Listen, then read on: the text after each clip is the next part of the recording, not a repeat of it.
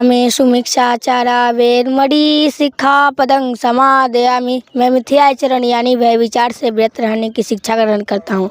यानी जो जो यहाँ पे से लड़की गुजर रही है उसको उसके पीछे में परेशान करते हैं, ये मिथ्याचरण यानी भय विचार करते हैं। करना चाहिए, नहीं करना चाहिए। अगर जो दूसरे लोग ऐसा करते मिलेंगे, जैसे आपकी बहन रास्ते से जा रही है, कोई लोग उस पर टोंट कस रहा है, हंस रहा है या उससे कुछ कह रहा है, तो क्या करेंगे आप?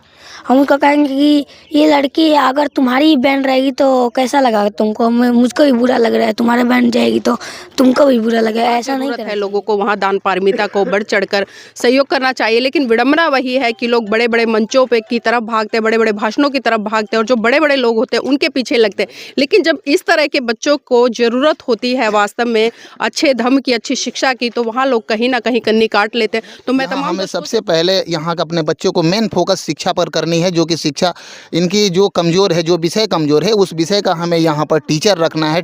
इस स्कूल को पहले तो मेरा मेन मकसद है कि इस स्कूल को रेडी करना, इस स्कूल में बच्चों को वहाँ से ला करके यहाँ शिफ्ट करना, और यहाँ हमें जो भी इनके जो अच्छे टीचर मिले, अच्छे से अच्छे टीचर को हम यहाँ पर शिक्षक को लेकर के इन बच्चों के बीच में हमें रखना है। यही का मिट्टी होता है, वो जिस सांचा में रखना चाहेगा उस सांचा में कर सकता है, उसको कुछ भी बना सकता है। तो ये छोटे बच्चे हैं, इनको हम जिस दिशा में लेके जाएंगे ये उस दिशा में चले जाएंगे। मुझे थोड़ा सा मेहनत करना पड़ा, इनसे बातें करने पड़ी, लेकिन इन लोगों ने एक दूसरे में अपने में मैनेज करके ये धमपद के पद को प्रथम वर्ष के कोर्स को किया है। इसके लिए अगर बड़े पैमाने पर होता रहा तो भारत को बौद्धमय बनाने में बौद्ध संघ का बहुत बड़ा योगदान रहेगा। बच्चों में जो मैंने कल देखा बहुत खुशी हुई, और मेरा भी 59 ईयर्स है और इसके पहले मैंने ऐसा नहीं देखा। मैंने बहुत काम किया है सोशल एजुकेशन में भी, पार्टी में भी, लेकिन इस तरह का चेंजिंग मैंने नहीं देखा। तो बहुत ही धन्यवाद। और मुझे ऐसा भी लग रहा है कि आने वाले भविष्य में धम्मपद जो है बहुत अच्छा काम करेगा, और ये स्कूल जो बन रहा है, यहाँ जो बच्चे लोग पढ़ेंगे, या जिस तरह से आपके सामने में बच्चे लोग धम्मपद की गाथा को सुना रहे थे, तो ये तो बहुत ही अच्छी बात है, और मुझे विश्वास है कि आगे चल के नमस्कार, आप देख रहे हैं NB न्यूज़ 24x7 नीलम बोध के साथ। और साथियों, आज हम बिहार के बक्सर के बेलाव गांव में, जहां पर कि कल बड़ी धूमधाम से विश्व शांति निवारण स्कूल का उद्घाटन किया गया, और इसी के साथ साथ में माता सावित्रीबाई फुले की जयंती बड़ी धूमधाम के साथ में मनाई। तमाम वक्ताओं ने अपने अपने विचार रखे, और जिस तरह से महाकारुणिक तथागत बुद्ध ने इस देश को एक वैज्ञानिक धम्म दिया, उसी धम्म पर माता सावित्रीबाई फुले को लेकर चर्चा की गई। आप देख सकते हैं कि जैसे ही हम गांव में एंट्री करते हैं, आपको जो धम्मपद संघ है उसका विश्व शांति निवारण स्कूल सांस्कृतिक परिवर्तन दिवस कार्यक्रम, क्योंकि मैं लगातार बात कर रही हूँ, 29 तारीख को ग्वालियर में सांस्कृतिक परिवर्तन दिवस का कार्यक्रम था। उसके बाद कल माता सावित्रीबाई फुले की जयंती थी, तो उसी के उपलक्ष्य में यहाँ पर धम्मपद संघ का जो पहला स्कूल है विश्व अशांति निवारण, क्योंकि हम देखते हैं कि बहुत सारे लोग लगातार शांति की बात करते हैं, लेकिन धम्मपद संघ अशांति की बात करता है। तो कहीं ना कहीं जहन में बहुत सारी बातें होंगी कि जब पूरे विश्व में शांति को स्थापित करने के लिए काम किया जा रहा है, बात की जा रही है, तो उसी कड़ी में जो धम्मपद संघ है वो अशांति की बात कर रहा है। तो साथ ही मैं आपको बता दूं, क्योंकि जब अशांति समाप्त हो जाएगी तो स्वाभाविक सी बात है कि शांति रह जाएगी। तो बहुत सारी चीज़ें समझने के लिए, सोचने के लिए। तो आइए, कल का जो कार्यक्रम था उस पर मैं एक चर्चा करूंगी कि कार्यक्रम किस तरह से रहा, क्या रूपरेखा थी, और यहाँ पर जो धम्मपद संघ के 21 आचार्य बने, छोटे छोटे बच्चे, उन्होंने किस तरह से प्रस्तुति दी।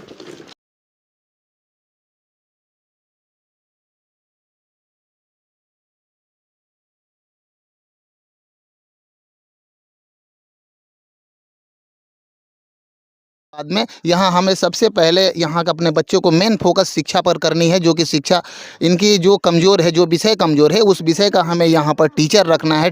इस स्कूल को पहले तो मेरा मेन मकसद है कि इस स्कूल को रेडी करना, इस स्कूल में बच्चों को वहाँ से ला करके यहाँ शिफ्ट करना, और यहाँ हमें जो भी इनके जो अच्छे टीचर मिले, अच्छे से अच्छे टीचर को हम यहाँ पर शिक्षक को लेकर के इन बच्चों के बीच में हमें रखना है। यही मेरा तो अभी देखिए, हम गांव से थोड़ा सा बाहर की तरफ आए, और यहाँ पर जो आने का उद्देश्य मैं आपको बता दूं, ये आप पीछे पिलर देख रहे होंगे, ये जो विश्व शांति निवारण स्कूल है, क्योंकि कल जहाँ पर कार्यक्रम हुआ था, अभी वो बहुत ही गंभीर हालात और जिस तरह से टूटे फूटे हालात है उसमें चल रहा है, लेकिन यहाँ पर नींव रख दी गई है और यहाँ पर ये 2.5 मंजिला स्कूल तैयार होगा विश्व शांति निवारण, जो कि धम्पत संघ की तरफ से संचालित किया जाएगा।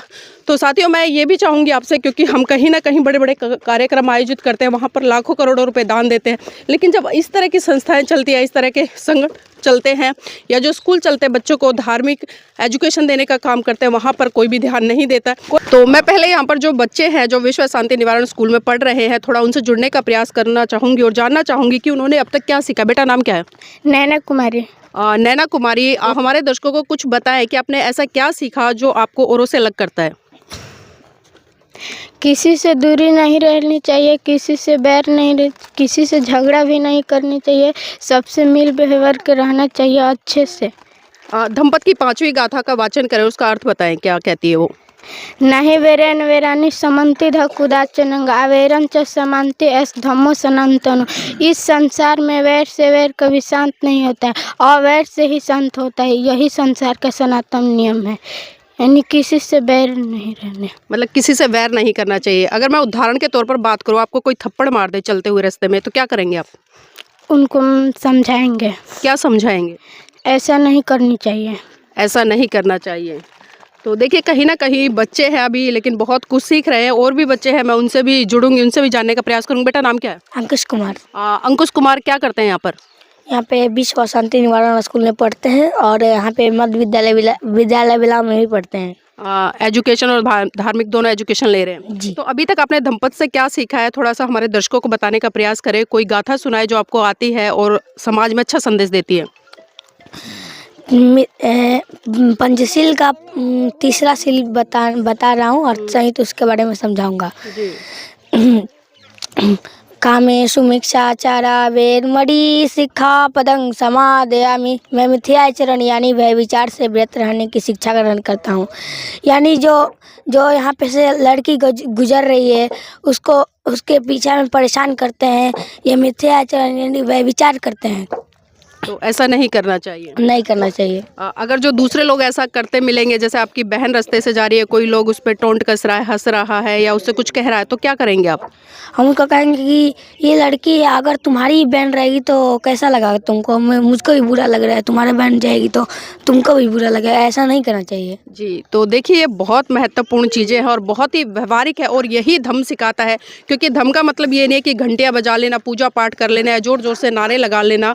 जो व्यवहारिकता है वो धम्म में है। और धम्म अगर मैं बात करूँ, सत्य से रूबरू कराना। जिस तरह से बच्चे ने बहुत अच्छी बात कही है कि आज अक्सर हम देखते हैं गलियों से जब बहन बेटियाँ गुजरते हैं तो कहीं ना कहीं दूसरे लड़के होते हैं उन पर अभद्र टिप्पणियाँ करते हैं, बुरी नज़र से देखते हैं और कहीं ना कहीं उनको परेशान करने का काम करते हैं। लेकिन जिस तरह से बताया है कि इस तरह का व्यवहार नहीं करना है, क्योंकि हमें दूसरे की बेटी को अपनी बेटी की तरह देखना है और समझना है। इसी कड़ी में मेरे साथ में कल के हमारे मुख्य अतिथि सुरेश पासवान जी हैं, उनसे भी जुड़ने का प्रयास करूंगी, जानना चाहूँगी सर, कल जिस तरह से कार्यक्रम यहाँ पर हुआ, क्योंकि माता सावित्री बाई फुले ने इन्हीं हालातों में स्कूल की जो शिक्षा थी महिलाओं के लिए शुरू की थी और कल उसी पैटर्न पे धम्पत संघ ने यहाँ पर विश्व शांति निवारण स्कूल उसका उद्घाटन किया, तो कैसा लगा आपको?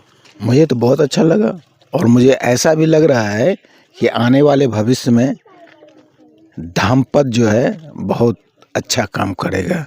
और ये स्कूल जो बन रहा है, यहाँ जो बच्चे लोग पढ़ेंगे या जिस तरह से आपके सामने में बच्चे लोग धम्पत की गाथा को सुना रहे थे, तो ये तो बहुत ही अच्छी बात है और मुझे विश्वास है कि आगे चल के अच्छा ही होगा। सर, आज हम लोगों से चर्चा करते हैं तो लोग कहते हैं कि हमें धर्म की ज़रूरत नहीं है, लेकिन धर्म से अगर हम बात करें तो उन लोगों ने सिर्फ पूजा पाठ या मंदिरों में जाना या मस्जिदों में जाना या फिर चर्च में जाना, इसको ही पूजा पाठ समझ लिया, बुद्ध विहार में जाना। लेकिन अगर हम महाकाणिक तथागत बुद्ध की बात करें तो आज से लगभग 2500 वर्ष पूर्व धम्पत की गाथा में कहते हैं, सब पापस्य करणं कुशलस्य उपसंपदा सचित्त परियुदपनं एतं बुद्धानुशासनं, कि मतलब हमें अपने जीवन में कोई भी गलत काम नहीं करने हैं, अच्छे काम करने, अच्छे कामों को संजोना है, अपने चित्त को परिशुद्ध करना है, यही बुद्धों की शिक्षा है। लेकिन आज बहुत सारे लोग कहीं ना कहीं सांप्रदायिकता का झंडा उठा रहे, तो ऐसे लोगों को क्या संदेश देंगे कि किस तरह से व्यवहारिक रूप में धम्म को उतार कर आगे बढ़े?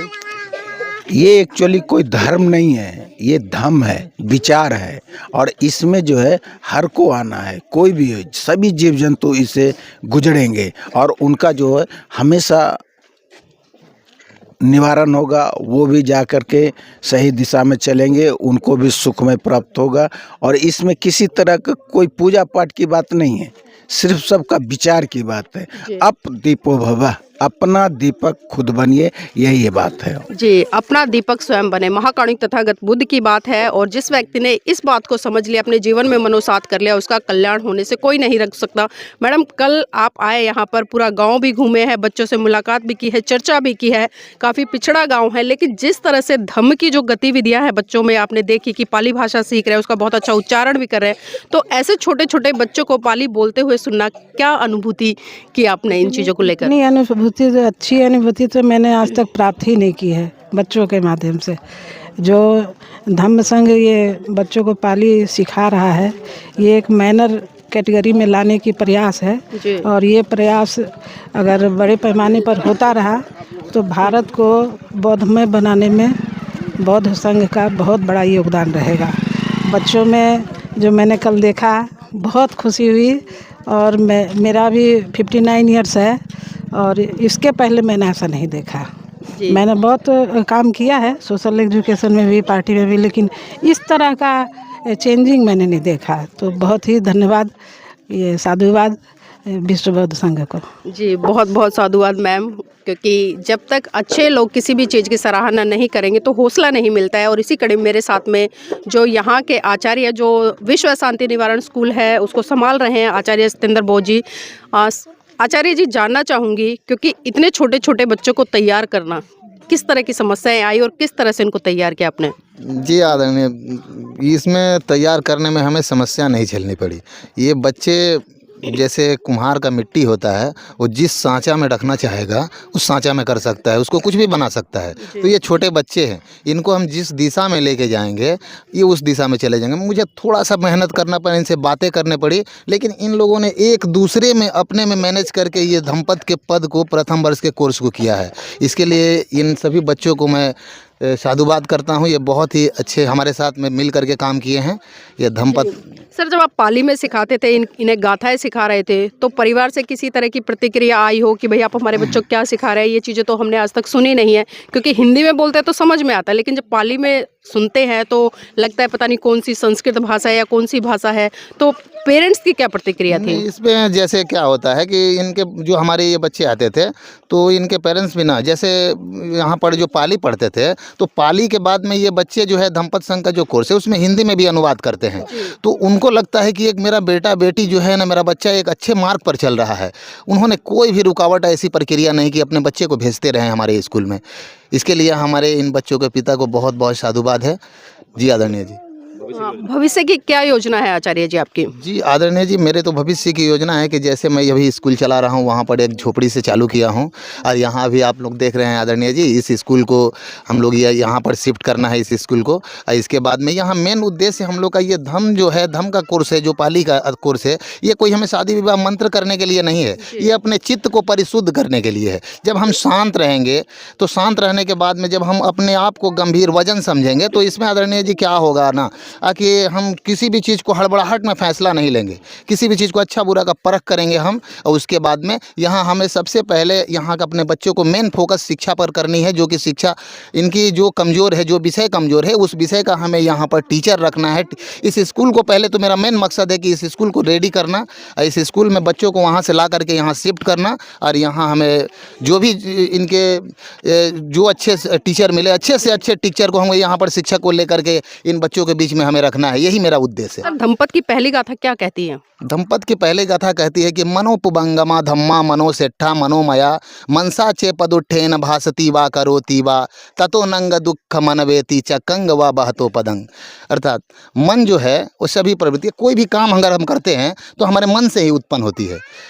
अब मन ही अगर दूषित मन से किसी भी काम करते हैं, अगर बुरे मन से काम करते हैं तो दुख जो है हमारा पीछा में चिड़चिड़ाहट रहती है। अगर किसी बुरे मन से काम करेंगे तो हम परेशान रहेंगे या भाग रहेंगे, झूठा बोलेंगे। तो इसमें क्या होता है कि हमें दुख का, यानी कि जो चक्का है, चक्का पहिया गाड़ी खींचने वाले बैलों के पैरों का करता है, तो चक्का जो बैल चलता है उसके पैर के पीछे वो मजबूर रहता है वो चक्का चलने के लिए। उसी प्रकार हमारा जीवन चलने लगेगा। सर, आपने बात तो बहुत अच्छी कही है, क्योंकि सभी चीज़ों की उत्पत्ति मन से होती है और उसी मन का नतीजा है कि आपने वहाँ झोपड़ी में एक स्कूल शुरू किया और यहाँ पर एक हम देख रहे हैं कि पिलर के माध्यम से आपने इसकी शुरुआत भी कर दी है।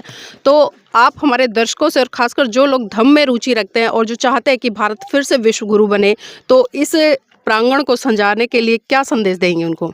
मैं तो यही अपने जितने भी धम्म बंधु हमारे देश के हैं उन सभी से मैं यही संदेशा देना चाहता हूं कि आप लोग आगे बढ़े और हम जो ज़मीनी स्तर जो हमारा यहाँ पर जहाँ से हम काम कर रहे हैं, यहाँ हमारा ज़मीनी स्तर बहुत ही ढीला है, नीचे है, हम लोग बहुत सिस्टम से बहुत दूर है। अगर संघ हमारा हमें सहयोग करेगा तो हम इन बच्चों को साथ में ले करके हम भी इन बच्चों को उस जो हमारा सिस्टम से दूर है उस सिस्टम से हम लोग जोड़ने का प्रयास काम कर देंगे। जी, बहुत बहुत साधुवाद आदरणीय जी हमारे साथ जुड़ने के लिए। तो देखिए, मैं बार बार एक बात कहती हूँ कि जहाँ ज़रूरत है लोगों को वहाँ दान पारमिता को बढ़ चढ़कर सहयोग करना चाहिए, लेकिन विडंबना वही है कि लोग बड़े बड़े मंचों पे की तरफ भागते हैं, बड़े बड़े भाषणों की तरफ भागते हैं और जो बड़े बड़े लोग होते हैं उनके पीछे लगते हैं। लेकिन जब इस तरह के बच्चों को ज़रूरत होती है वास्तव में अच्छे धर्म की, अच्छी शिक्षा की, तो वहाँ लोग कहीं ना कहीं कन्नी काट लेते हैं। तो मैं तमाम दर्शकों से अपील करूँगी कि जो विश्व शांति निवारण स्कूल है इसकी जो शुरुआत हो चुकी है, कल उद्घाटन हुआ है, तो साथियों मैं आपसे चाहूँगी कि आप धम्म के प्रति समर्पित होकर एक भारत में जो शांति स्थापित हो सके। मैं तमाम दर्शकों से चाहूँगी कि आप आर्थिक सहयोग जरूर करें ताकि ये बिल्डिंग है अच्छे से बन सके और बच्चे यहाँ पर एजुकेशन का लाभ ले सकें।